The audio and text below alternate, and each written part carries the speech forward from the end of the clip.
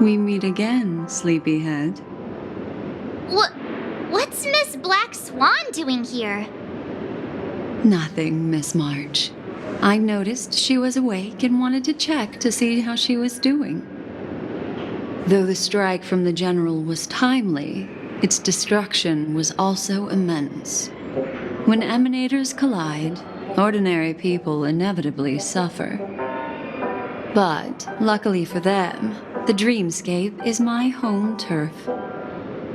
Thankfully, I managed to get everyone out before the harmonious choir collapsed. Oh, so that's what happened! Thank you, Miss Black Swan! Don't mention it. After all, I wouldn't want to see such precious memories vanish. You're heading to see your friends, aren't you? Would it bother you if I walked with you for a short while? Of course not.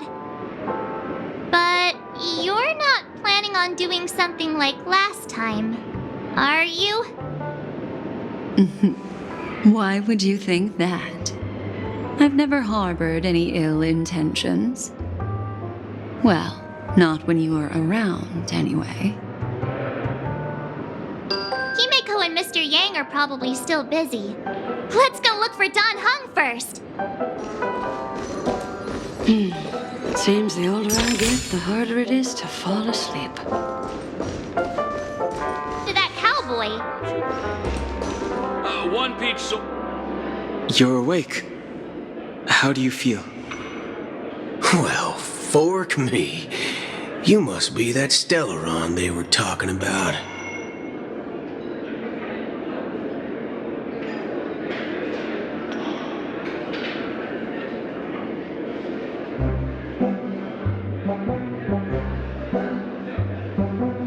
Don't worry. She's been up and about for a while now. But hey, Don Hung, why don't you introduce this cowboy to her first? Allow me to introduce him to you. This is Boothill, a Galaxy Ranger. During our pursuit of a certain person, we crossed paths and just so happened to uncover a shocking plot being concocted by Mr. Sunday.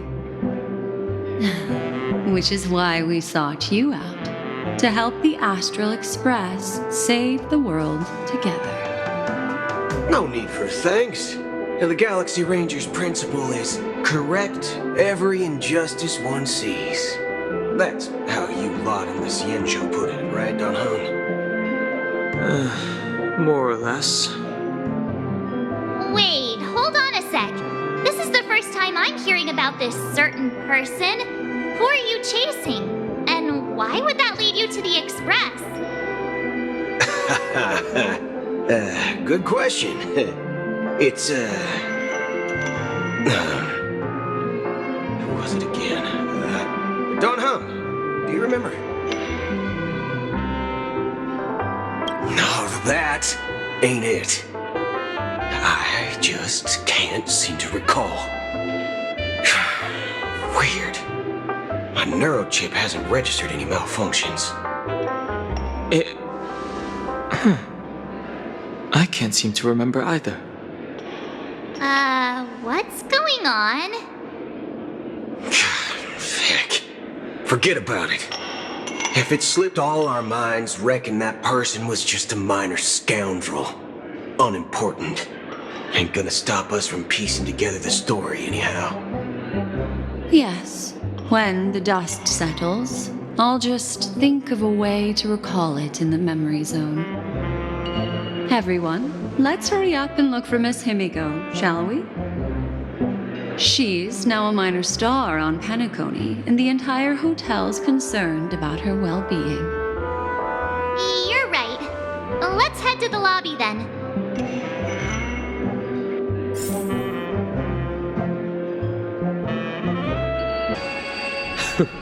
That's all right. In these times of conflict for the sake of utmost safety, it is only right that the Alliance steps forward to mediate on behalf of the Astral Express. We must not allow you to take unnecessary risks. Furthermore, Despite the IPC's eagerness for success, it prioritizes peace above all. And the family, trapped though it may be, professes a desire for harmony. The Alliance has always won people over with reason. I firmly believe both parties can indeed put aside their differences and come to a peaceful agreement. The General possesses a deep understanding of the greater good. With the Cienjo Alliance mediating, peace for Penacony is within reach. You flatter me. But ultimately, it's been all down to the Express. Without your efforts, this sweet dream paradise would have been claimed by the last remnants of order before there was even a shot at peace. Well, would you look at that? Here comes the big hero.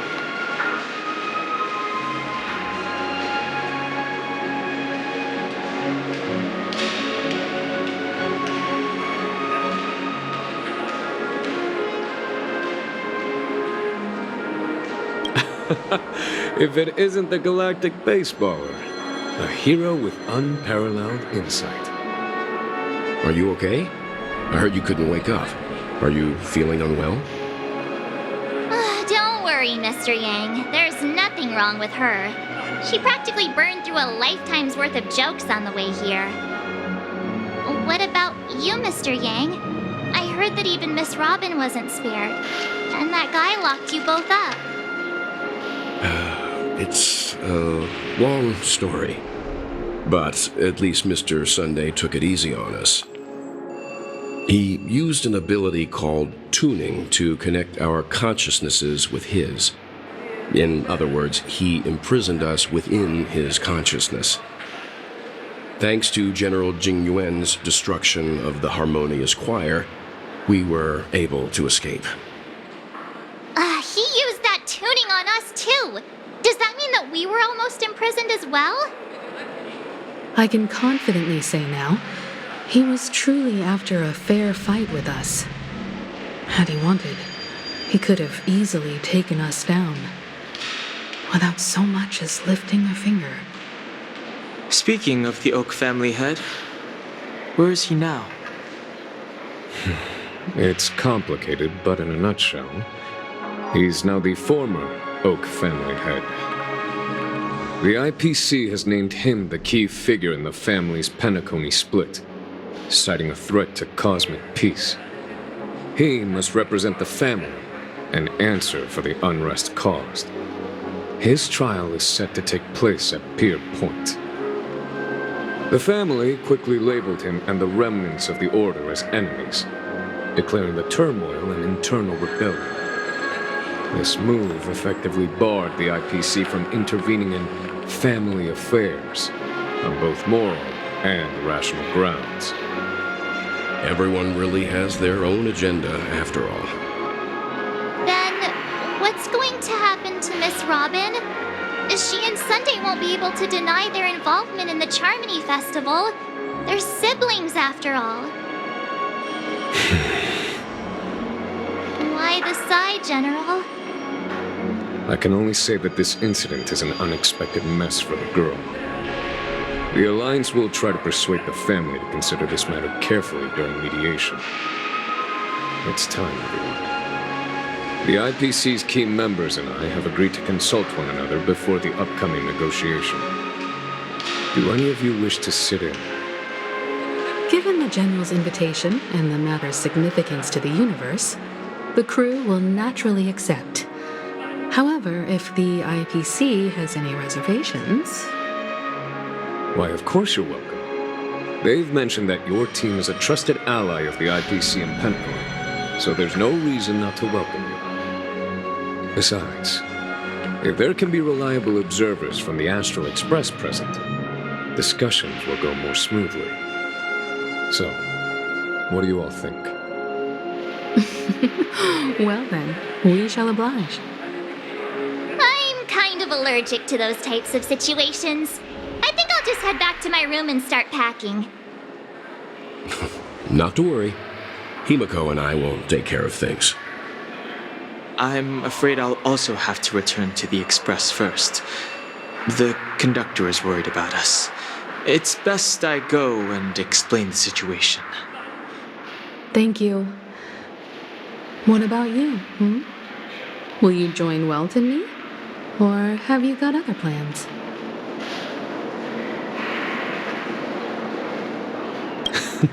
Great.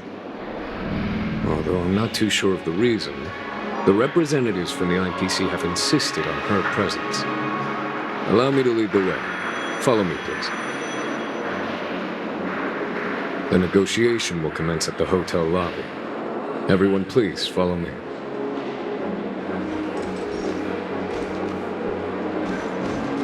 Others are here too. Oh, and who is that over there? The Intelligentsia Guild's Dr. Ratio. This is... It's been a while, my Astral Express friends. I would also extend my sincere thanks to you, General of the Lawfu.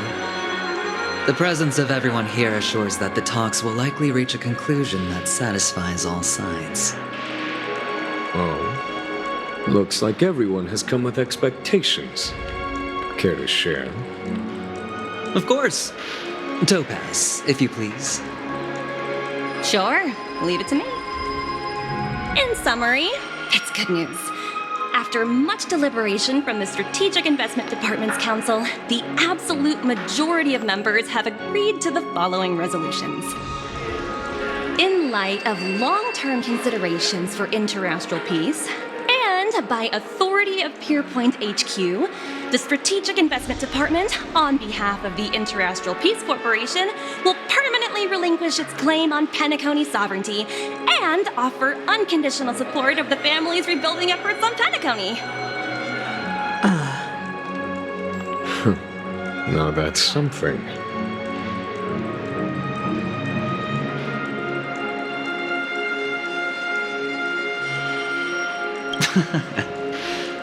Well, if that's what it takes to bring peace to the entire universe, it's a price I'll gladly pay.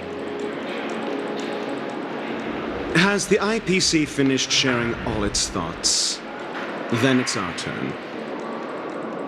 The Guild, much like the Genius Society, has taken a keen interest in the recent calamity in Penacony.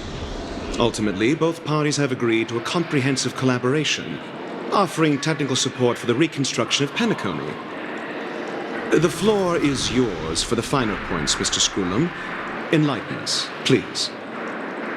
Organic life's unrelenting search to understand the realm of inner spirituality is something I both admire and envy. Inorganic life has no mechanism to evoke dreams. But when my mechanical impulses are activated, my inspiration circuits will start to operate, and I will enter a state defined as imagination. Every time, within the realm of imagination, there emerges a fire from the shadows. It is warm, bright. I frequently ponder this flame might represent the essence of intelligence, a cluster of inspiration ignited by high temperatures. The future direction of the universe may well lie within it. Alas, they are nothing but projections of my thought system to me. Desired, but unattainable. But after learning of Penacony's accomplishments, I have come to realize that the flame is not beyond my grasp.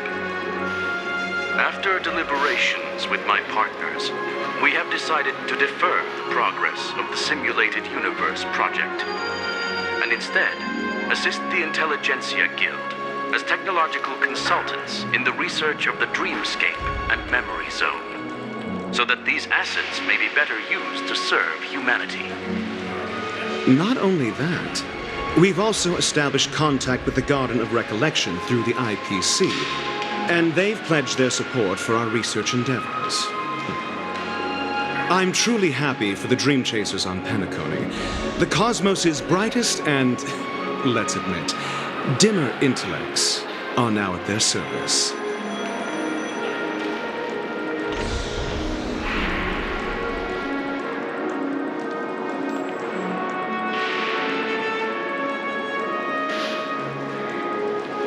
But...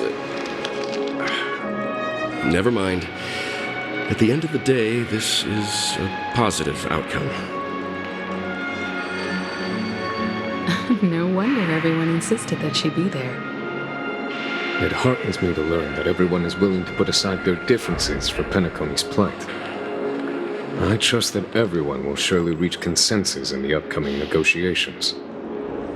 Looks like Penacony's future is decided. I'm wondering, is there anything else the crew is concerned about?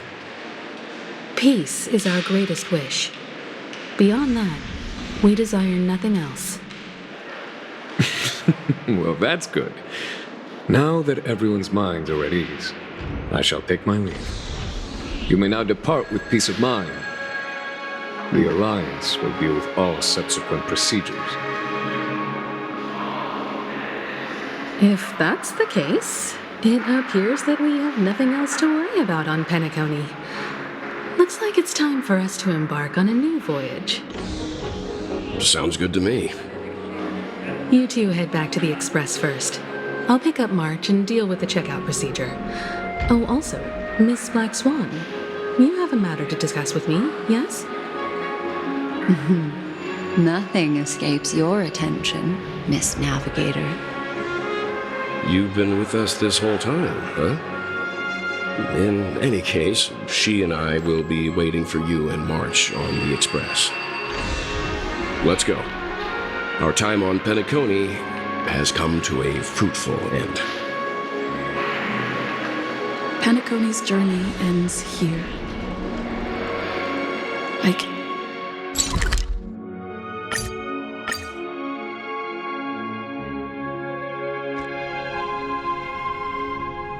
The navigation meeting is about to start. We're all with... Ahem. Looks like everyone's present. Let the navigation meeting commence then. This a meeting to decide our next stop? How we doing this? A show of hands. Hold your horses, cowboy.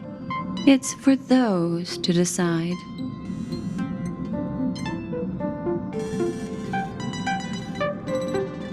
Allow me to explain. Mr. Boothill and Miss Black Swan submitted a request to temporarily travel with the Express for their own personal reasons. As you all may know, the Astral Express never declines any passenger whose heart yearns for the distant stars. Therefore, they will be traveling with us for a while until they reach their destinations. Whoa, the Express is going to be much livelier now. But, Miss Black Swan, you better not use your memo keeper abilities to pull any pranks. Understood, Miss March. I promise you, you'll never see me in your room while you're taking a break. Don't! You're freaking me out. All right. Now that everyone's met everyone, we can continue our navigation meeting. Firstly, Pom-Pom wishes to thank everyone. If it weren't for you all unearthing the truth about Penacony, Pom-Pom would have never known where Mikhail and the rest had gone. What they had to go through was regrettable, but I reckon they all fulfilled their wishes. And it was thanks to all of you. Thank you, everyone.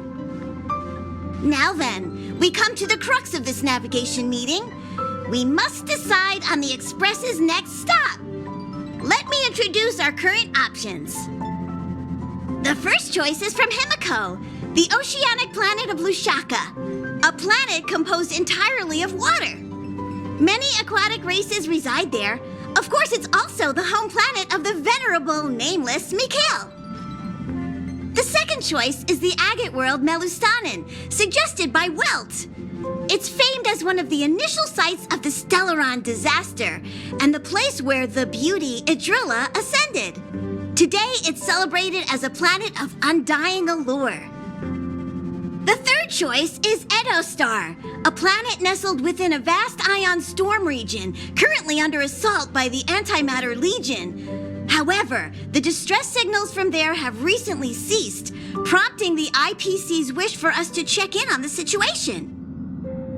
The last choice, courtesy of Black Swan, is the glass belt Petravia, a massive belt of asteroids that was turned to glass by the Lord Ravager Zephyro. These days, it's apparently known to house one of the branches of the Morning Actors Troupe. Ooh, so many options. I'm seeing stars already. Next up, everyone will select the destination that they wish to visit, and then we'll put it to a vote.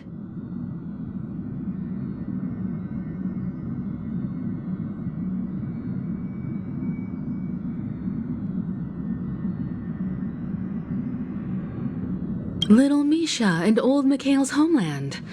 Having been through so much in Penacony, as an aspiring nameless, I believe a visit to his homeworld is a must. Count me in. Still, I imagine that planet must have changed entirely after the Stellaron disaster. I've heard that its land masses no longer exist and the native population has completely changed. I'm not against Miss Himiko's choice, but Edo Star sounds like it's in danger. As nameless, should we not extend a helping hand? March is right. Though the fact that the distress signals have ceased means we're probably too late. But I still think we should investigate the situation there. 3 votes for Lushaka, 2 for Edo. Looks like we have a winner! Next up, Lushaka, the ocean planet. Then this navigation meeting is adjourned. I'll go check the warp jump coordinates. Everyone can catch up on some rest in the meantime. When it's time to make the jump, Pom-Pom will make an announcement. There's still some time before the jump. What should I do?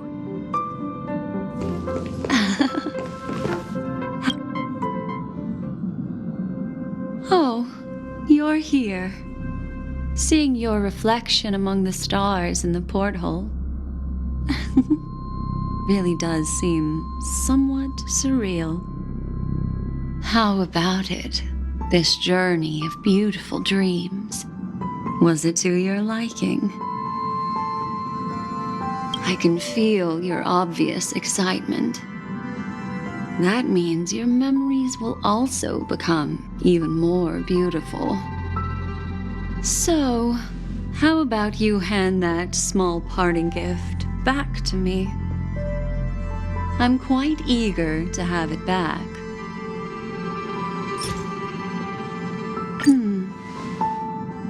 Oh?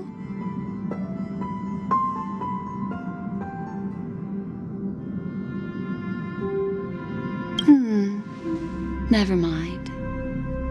I just stumbled upon a particularly fascinating spot in your memory. Before I explain, I would like to apologize to you. This farewell gift I gave you isn't really a compass from the memory zone, but merely an empty light cone. Remember when we entered the hotel in the dreamscape for the first time, and I procured a few trinkets from your companions? Their functions are similar. This way, I can always be attuned to your location, ready to assist immediately if you encounter any threats. But this is not its most intrinsic function. Light cones are slices of light used to encapsulate solidified phenomena. This empty light cone is the same. It can etch your memories in their most vivid form, and then allow me to admire and manipulate them, turning them into unique mementos. All the world is born from the power of mind and soul, and that power is memory. To prevent ourselves from being forgotten by the world, we must make the world remember us, or use our memories to recreate it. Life, seemingly vast, offers but a scant collection of impactful memories.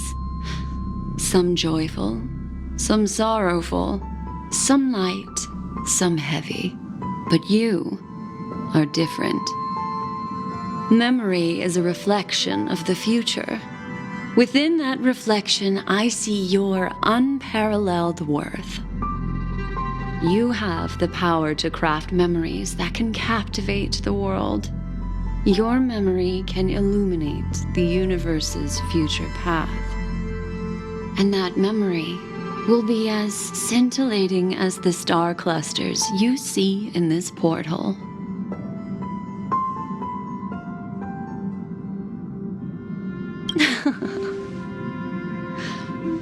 The memories I have of you are not enough for me to predict a future that lies too far ahead. But I can tell you one thing. My favor towards you stems from a more profound reason. The reason is simple. In this grandiose and ostentatious dream of the families, only you personally experienced the entire course.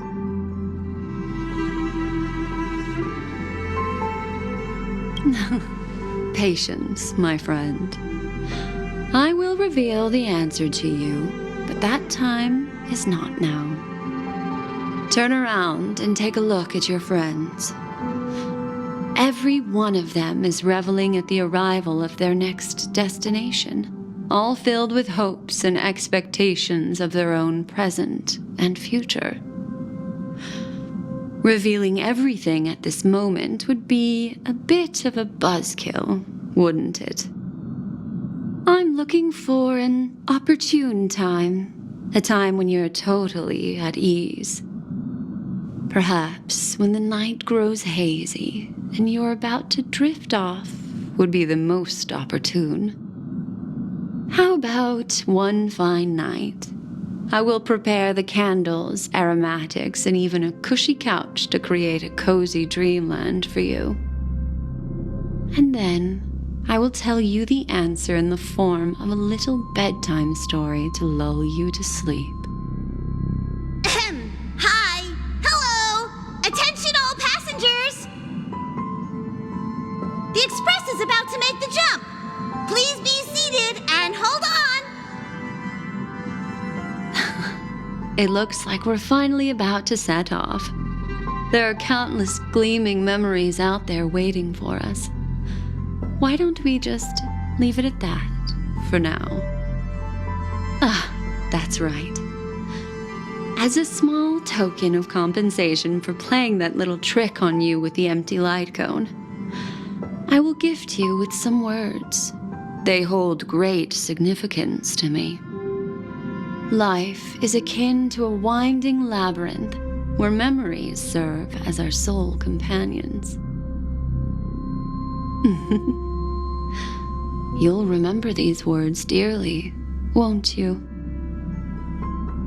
In the year 2158 of the Amber Era, the first year of the new epoch, the universe resumed its intended trajectory. The kindling of conspiracy smoldered in Penacony, the land of the dreams. Failing to erupt into a blaze, it instead flickered briefly on Klapoth's anvil, before vanishing in the blink of an eye. The dead and those fated to die remain in their eternal slumber, while the living find solace in deep sleep. All clamored in a cacophony of silence, and then went about their own ways. The cosmos emanated a vitality characteristic of a new era, all for the modest price of a brother and sister's mild grief. Babies are born as stars extinguish. The silver rail unfolds. The story of the Astral Express comes to a close, yet it also embarks anew. Time marches forward, heralding the arrival of a new chapter in the history of trailblazing expeditions.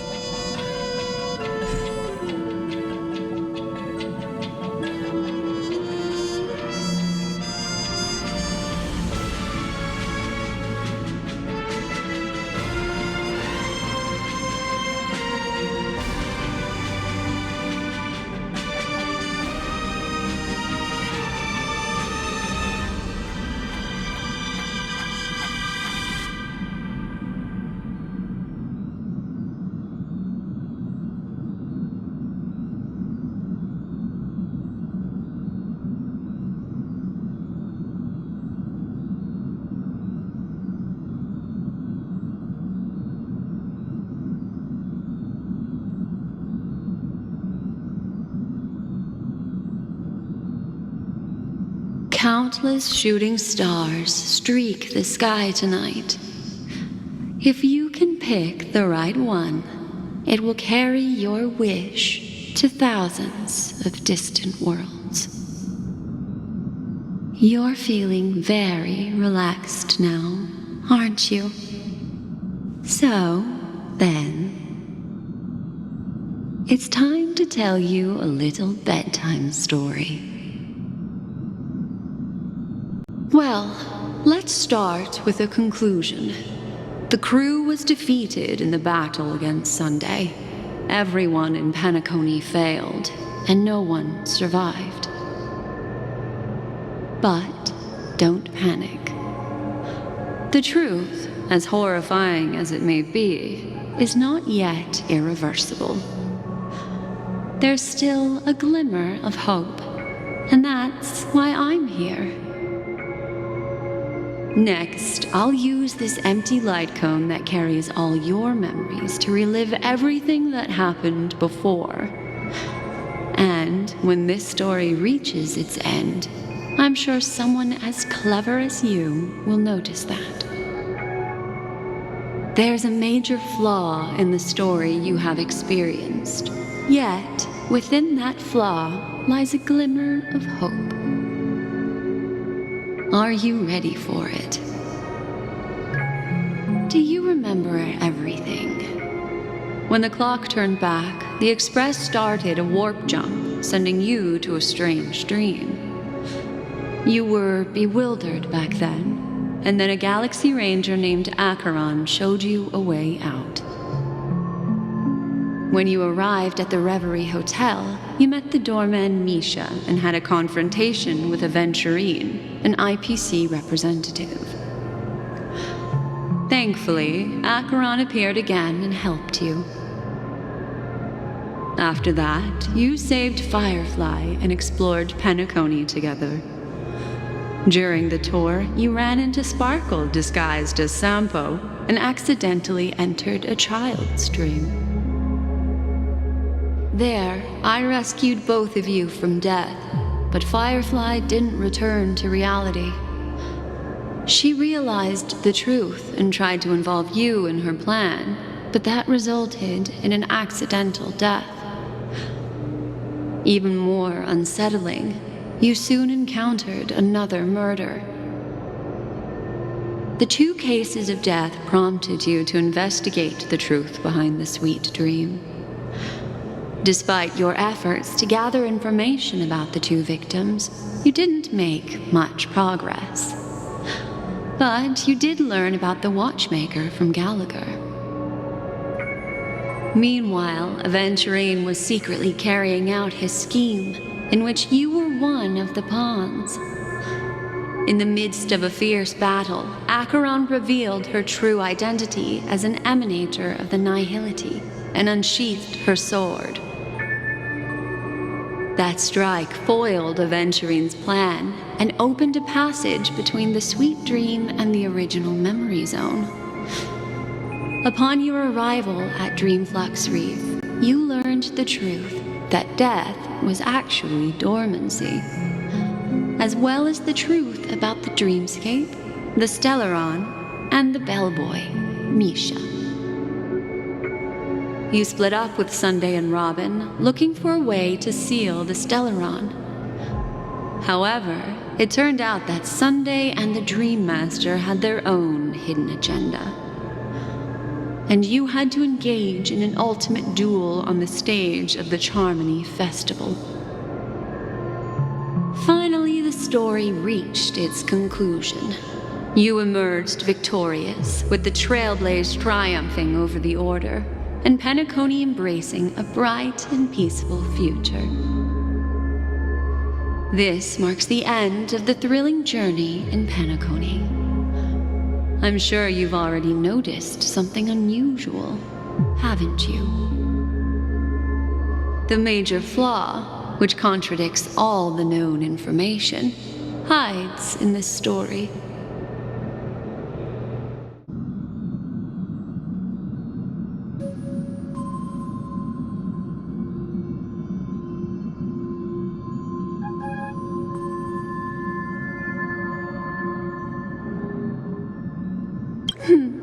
Little Misha.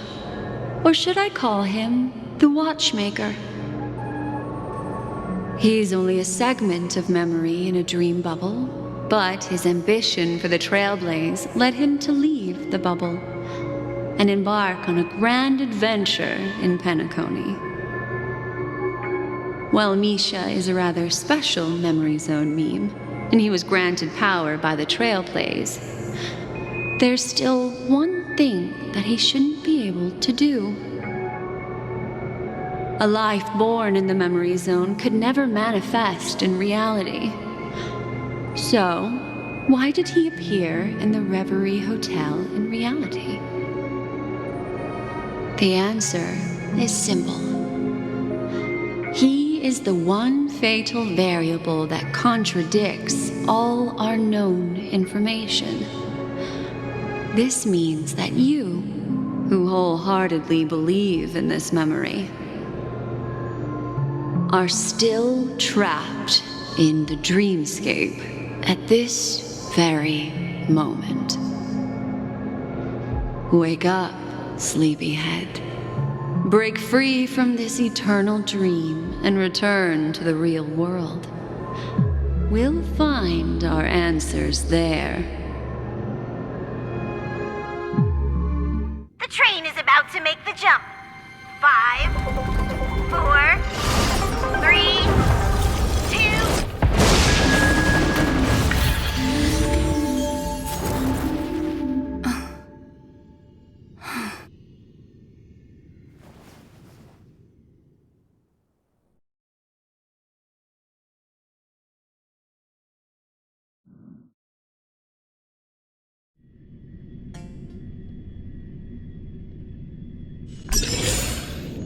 This way, darling.